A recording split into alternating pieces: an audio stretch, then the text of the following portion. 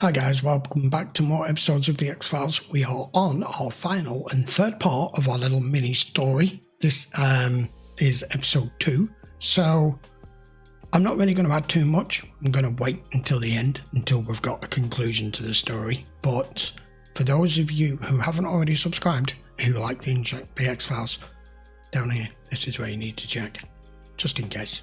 Right, what I want to know at the end of this is how Mulder's going to come through this with his current state of mind, what evidence we're going to be left with at the end, if anyone's going to be believed, because this is the way the X-Files always lead you, down one path, knowing at the end there's going to be nothing come from it, no revelation other than our two agents who no one wants to listen to. So let's go. This is episode 2 of season 7. When in disgrace with fortune in men's eyes. I wondered when. Oh, but your mummy will still love you. All a mother wants is to shield her boy from pain and danger. Even when my mind is jammed with 1,000 voices, I can hear you like a snake hissing underneath. How would you get in here? How does anything I do surprise you now? I don't know what you're giving him. Living like a zombie, wouldn't it? Your account is squared. With me, with God, with the IRS, with the FBI. With the IRS. For the X-Files, for your partner. I know what's coming here. For the world. You're not Christ. All the voices are gone.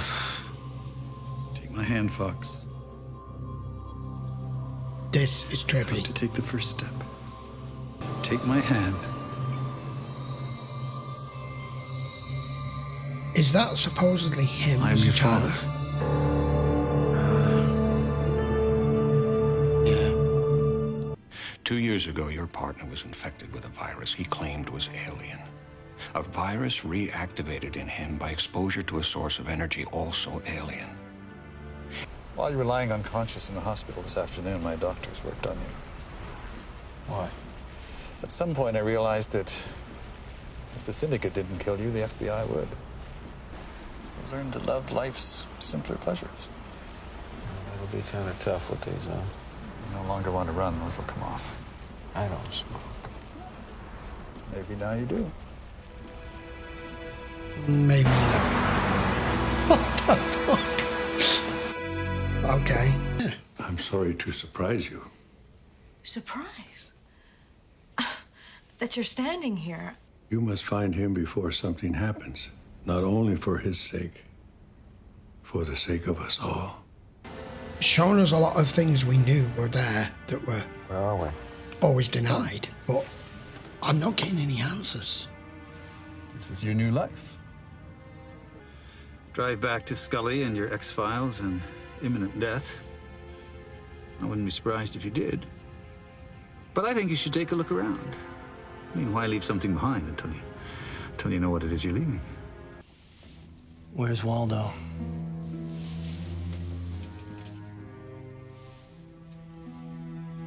That's not talking to him. Yeah. Yeah. But at the same time, if it's imminent They can death, change your name, but they can't change the things you love. he's dead. Oh, Saw you get shot on the bridge 6 years ago. if he's dead, then you're dead. One well-placed bullet. Seriously? Punctuation mark in a man's life, and you get to start a whole new chapter. You can let that go. Clearly, I'm alive. I Well, thought that you died for my remains to be quest. seen. Yes, along with Scully's sister, and the man you thought was your father, and Dwayne Barry, and even Scully's mysterious illness. And I know it's absolutely nothing to do with this series, but every time I hear this guy talk, he has a very distinctive inflections to his voice. And the only person I ever hear when I hear his voice is the character that he played in Next Gen as Samuel Clemens in, what was it, season 6 or season 7 of Next Gen, where the whole crew go back to the 1800s because Data's head is found in the past. And he plays that role so well, and I've seen it so many times. It's the only character I can see him as, even though we know him here as Deep Throat. I can't help it. Just a little bit of trivia for you there, if you happen to be a Trekkie at the same time. That's my wife and daughters. We live just down the street. I hope you visit us for dinner. The Anasazi. Apocalypse and the sixth extinction event. That's what she was talking about. They think that his illness is a gift. Protection against a coming plague. You told someone, didn't you? You let the information out. What are you talking about? A man attacked Skinner in his office. For what? For what he knows about Mulder. You've hacked into my files. What are you doing with these? I was having them analyzed. By whom? The National Institutes of Health. Wherever you got it, that data supports what's happened to Mulder. It proves what he's become, biologically alien. I wasn't expecting you so soon. Okay, you thought with a you'd take smile a few is days just to settle wrong. in. Think you need to allay his No. unhappiness with things he Stop perceives as smiling. left undone. It's wrong. Living a life you'd forsaken. You mean a clone of his sister? The father has high hopes for his son, but he never dreams this boy is going to change the world. I'm so proud of this man. The depth of his capacity for suffering. Like father, like son. Extraordinary men are always most tempted by the most ordinary things. You're a son of a bitch. Where's Mulder? Maybe before you go around blaming everyone you can find for what's happened to Mulder, you could think about what you could have done to prevent it. After all these years trying to develop a compatible alien-human hybrid, to have one ready-made? All these years, all the questioning, why? now- Why keep Mulder alive? Then he suffers a hero's fate. See? You are trying to protect yourself from the impending apocalypse. Don't think Mulder would have chosen this? To become the thing he sought for so long? To feel what it's like? He is what he sought. We'll never know. Besides, his task is almost complete. The boy on the beach. Yeah, The vision you go to in your mind. that's you, isn't it? Close your eyes. He's ready to show you, if you're ready to see. Unidentified flying object. I can see that. Hey, what are you doing? Why are you destroying your spaceship? It's your spaceship. You're destroying it. You were supposed to help me. Or You don't not. look in the right place. I don't think you're here. I don't even think he's You there. don't know where he is? Even if I did, I wouldn't know how to save him. This science makes no sense to me. Have you looked for him here? I hope you see the poetry in this, Diana. You're removing genetic material that may kill your son. We're forcing the next step in evolution to save man. Got him topped off, but he won't stay under. I don't think we can take him any further. Is he feeling any pain? Flat on the monitor.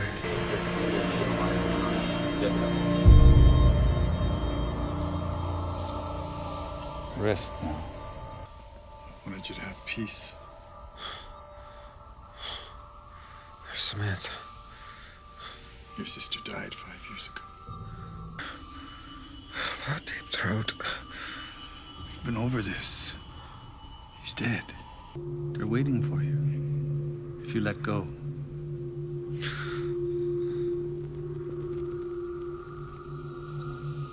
Close your eyes, Fox. What should be an apocalypse out here now? Nothing at all. Go on, open the curtains.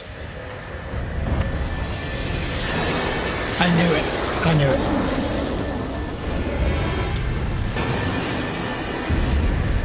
Why would the world be burning?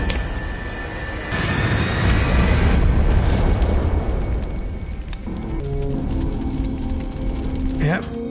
Taking all your stuff.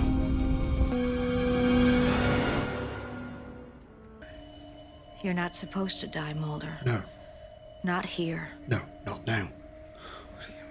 Because you're not in a old. comfortable bed with the devil outside. There were no aliens. No aliens. Have you looked outside, Mulder? You must get up. You must get up and fight. That's where she really is.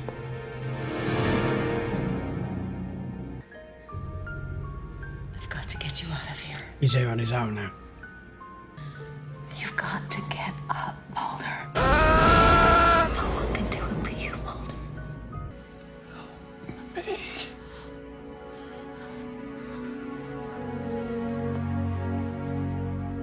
I couldn't find a tie to go with my victory cap.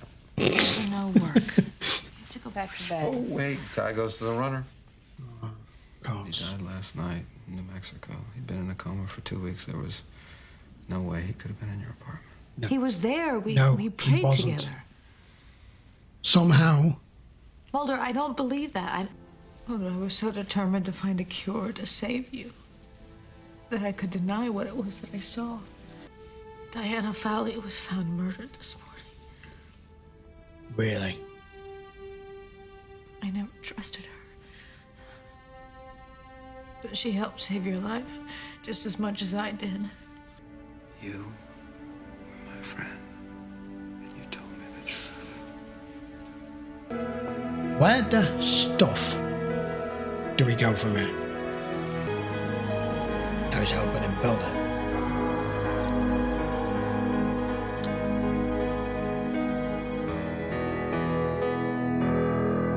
Okay. Right, that is the conclusion of our 3-part episode, and I said we would go through all the permutations as to what happened, and I don't actually know what happened. That 3rd part felt completely different to the first 2 parts, where we were discovering what this craft was and the pieces and all the scientific side of things, and then we went down all this path with Mulder. This story was about Mulder and that he's meant to be the saviour by being the first successful hybrid, and it's Cancer Man who, like I said, has become the beneficiary again by luring him into a safe place in here. Diana's now dead, but she did one final good gesture of will, I suppose, with the book and the key. But that was trippy. That was quite trippy for just a Mulder and Scully episode, not involving another case, you know? I'm going to go out on a limb here. You're probably going to hate me for this. Of all the 2 and 3 part episodes that we've had that have been to do with the main storyline, the conspiracy, the syndicate, all of that, I think that's actually my least favourite. Because it went all weird and surreal in the 3rd part and left us with precisely what I knew it was going to leave us with. No answers. Not as far as I'm concerned. So this is meant to be now that Cancer Man has this in him now, to be able to prevent an impending 6th extinction apocalypse, which is foretold by all of it, but it's foretold because it comes from them, and it do me a favour, please, all of you, post down in the comments how you interpreted this 3-part series, this 3-part story, because I feel somewhat empty with answers and conclusions from it, other than the fact that it was always Scully who was there, as he said, as a constant to ground him, in particular with where he was in his headspace with what Cancer Man had done to him. I don't know what kind of operation they did on him, on his brain. He's still got the bandage and everything, but I'm looking forward to the rest of season 7. That was a bit weird for me, I'm afraid. But there you go. You know, you can't like every single storyline. I felt like they started it off well, and they didn't quite really know how to finish it. So they went down the route that the syndicate has been trying to prevent, because they need to fill a gap on a storyline now with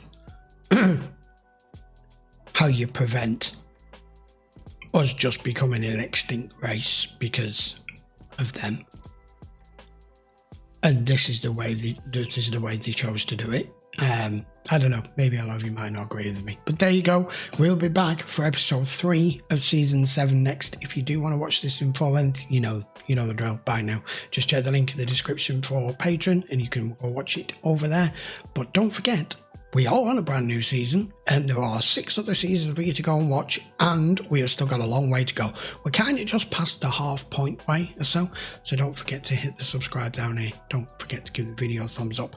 By all means, post your comments as to how you interpreted this 3-part, because I'd be interested as to people to help fill in the gaps that maybe I didn't get. Well, like I said, when he starts going down the weird mind thing and symbolism and like he wasn't there talking to Scully, so how did he get there? I'm like, Scully, I need some sort of scientific basis. How does a man just appear from there when he was dying of cancer, and why, and how, whatever. Right, I will see you for episode 3 next. Till then, guys, thanks a lot for watching and being patient with me. I will see you for the next one. Take care.